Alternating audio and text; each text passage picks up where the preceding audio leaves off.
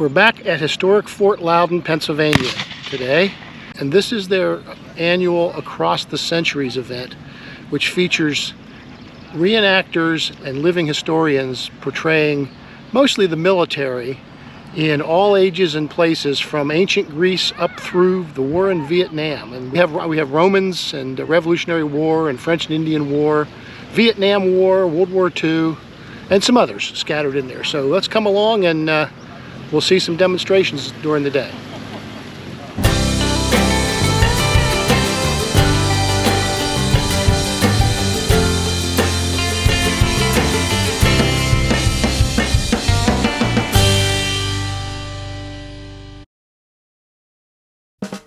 World War II U.S. units were well represented, but this Red Army couple was unique. Good morning, доброе утро. Hello. We're setting up our plash tent. We're representing the Red Army during World War II. So this would be a plash that you could wear as a raincoat, since this might rain. And actually there's a part of it right there where you see that half moon shape that you can tighten it as part of the hood.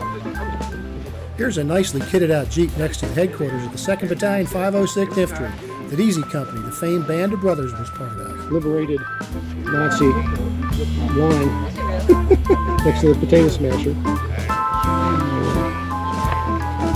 I'm gratified to see 3 paratroopers who are not extremely well fed. Next door was a contingent of the 4th Infantry Division, which assaulted Utah Beach on D-Day. This gentleman portrayed a war correspondent. And here's a fire team digging in to form a roadblock. It's a long way to the prairie. And reflecting the all-eras theme, a trio of German soldiers from the Napoleonic Wars 150 years earlier wanders by. We'll see more of them a little later. Across the field, we saw a flashback to the evening news in the 1960s. Vietnam War era GIs and improvised hooches. Equipment displays were impressive, and even included North Vietnamese and Viet Cong gear.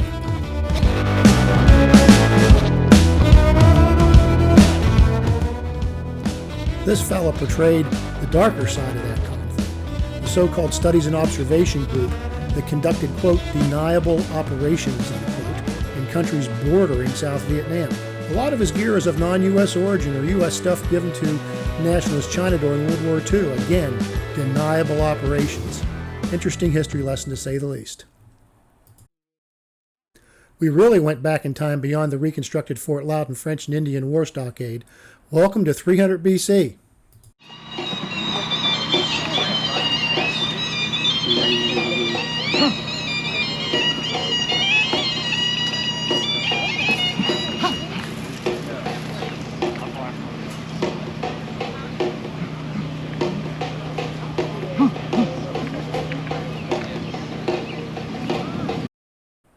Next, we come to the Roman legions with another impressive collection of reproduction gear, which our Vietnam War GIs are having some fun with.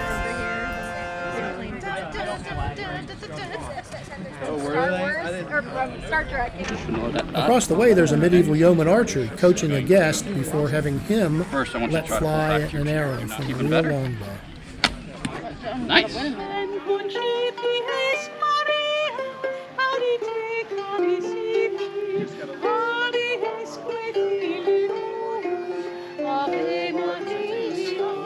Something to sing would be great.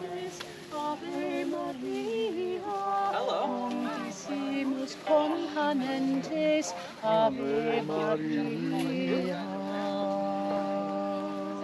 Those are all steel rings.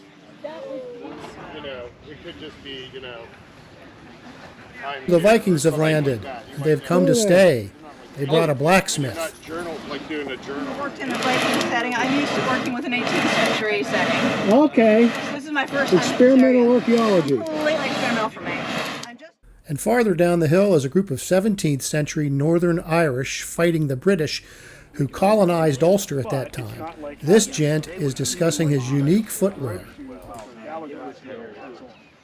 Here's a small but representative group of Napoleonic War soldiers from the early 1800s. The 42nd Royal Highland Regiment, the 3e Lignée de France, the 3rd Regiment of the Line of France, and the Großherzoglich Würzburgisches Infanterieregiment. That's the Grand Duke of Würzburg's infantry regiment, an ally of the French during the Confederation of the Rhine period. On Sunday, we revisited our World War II buddies to see their finished fighting positions before going into the stockade. Wonderful. Welcome to France. Glad to see you could make it. That is a grenade. We're back at the stockade. It's built on its original footings, based on crude illustration and descriptions from the period.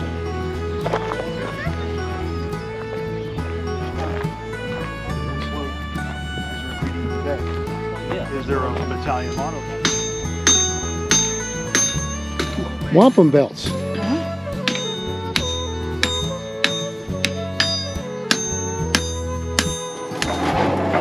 Only at the Fort Loudoun through the centuries, or across the centuries event, can we watch an 18th century portable forge with a 1750s fort with an ancient Greek hoplite, watching a Bronze Age, the Iron Age. No, it's Iron Age, son. Oh, you got Iron it. Age. Iron Age? Okay. Iron Age. A little domestic life. This time I'll go up onto the, what do they call this? The bastard. Swivel gun.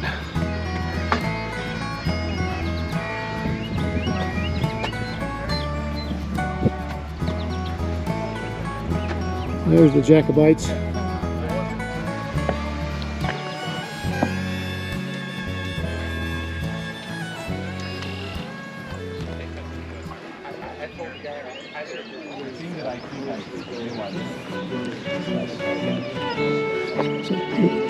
You might think that this is a Civil War group, but you guys are Indian Wars, right? Indian Wars, right?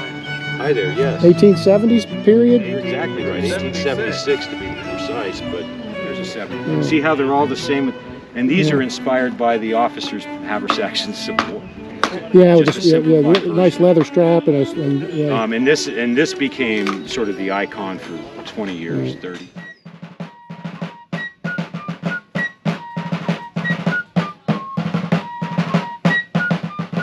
We were glad we could make the trip to this great living history event, camping our way east across the Alleghenies from our base camp near Pittsburgh. We hope you enjoyed this short vlog as much as we did recording it, and we'll look at some of our other videos. See you next time.